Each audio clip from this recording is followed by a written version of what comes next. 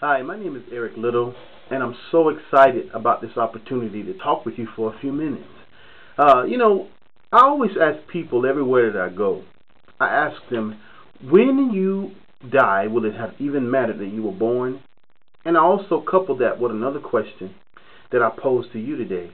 Will you arrive before you die, or will you die before you arrive? And what that simply means is, will you discover who you are? Will you discover what purpose your life holds before you die? I think it's really sad for a person to live their whole life and never have discovered the greater purpose for their being. Like, for example, I want to ask you a question. What is this that I hold in my hand? Now, I'm sure you're able to know that this is a cell phone. This cell phone has many different features to it. You can text, you can make a phone call. It's silver. I could possibly dig a hole with this, but it's not a shovel. It's a lot of different things that I know about this cell phone. And I pose this to everyone, and I even pose it to you. Is it possible for my cell phone to have more of a significant purpose than you and I in our generation? That answer is no.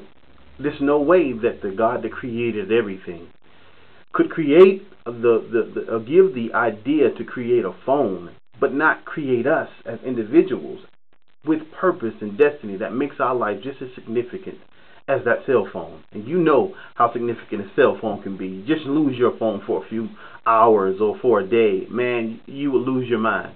And so I know we can agree that phone has great significance.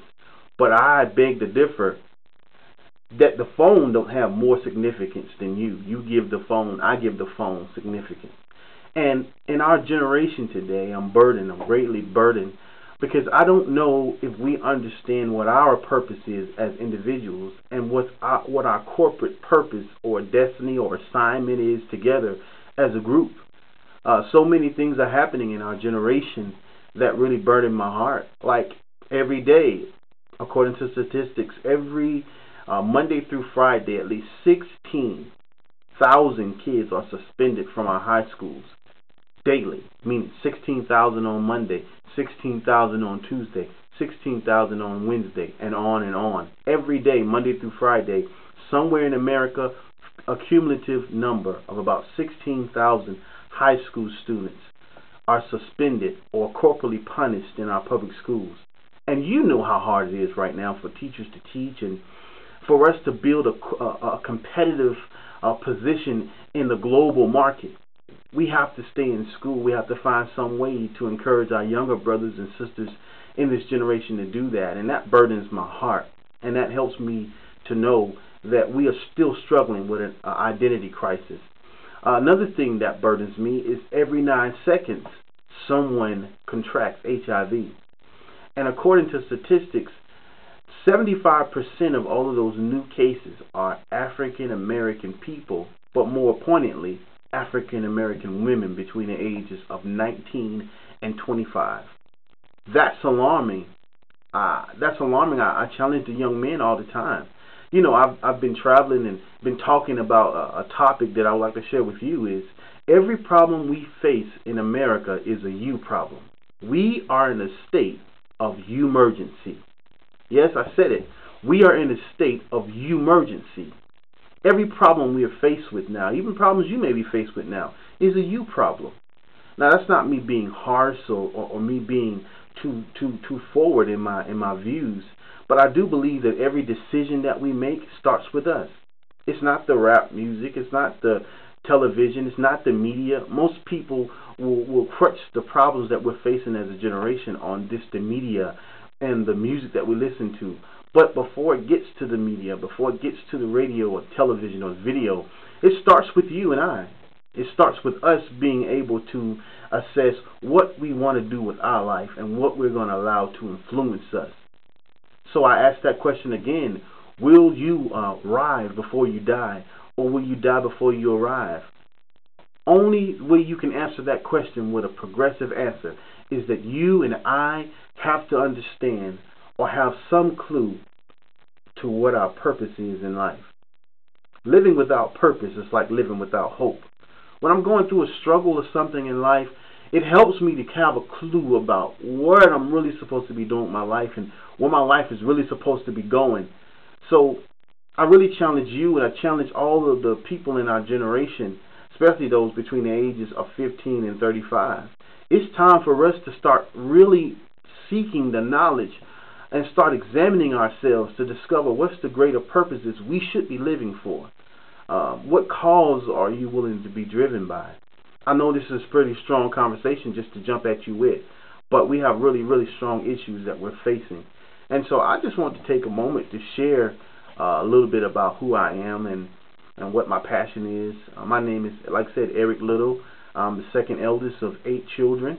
I'm from Orlando, Florida, raised in a little small city called Apopka in the house.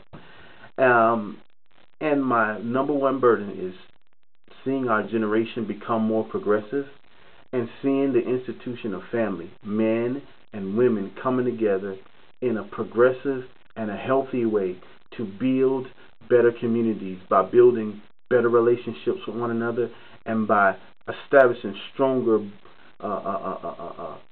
basis for development as individuals. I see too many of my young brothers who are walking around with a lack of identity, and I see too many of my young sisters that are walking around with a lack of identity, allowing themselves to be violated, allowing themselves to be handled in ways they should not be handled, and the young men not really having a motivating factor for their life beyond sex or making some money real quick or buying the newest car and the newest pair of shoes. And while we are lost in our barrel of confusion trying to figure out what we're supposed to do with our lives, little children are growing up around our ankles, and they won't have a future that's progressive like we did if we don't rise up as individuals and as a generation to ensure that the future is made better for them and to ensure that we are made better people so that we can model the right behaviors and the right things in front of them. So that's really what my burden is in a nutshell. And I'll have more opportunities to share with you. But I want you to follow along with me on my blog. I've started a series of blogs called What's Love Got to Do With It? And I think that the crux of all things, even the Bible teaches us the crux of all civilizations can be determined by the love we have for ourselves and the love we show one to another. And primarily in this blog, I'm talking about the male-female relationship and about individuals knowing how to love themselves. So if you would, follow along with me and allow us to dialogue, and hopefully I'll be transformed and you'll be transformed, and maybe someday in the future, near future, we'll have a chance to meet and to strategize and to come together and see how we can make things better for us as individuals and as a generation. Thank you so much, and until I see you or until I blog at you in the blogosphere, you be blessed and have a wonderful day.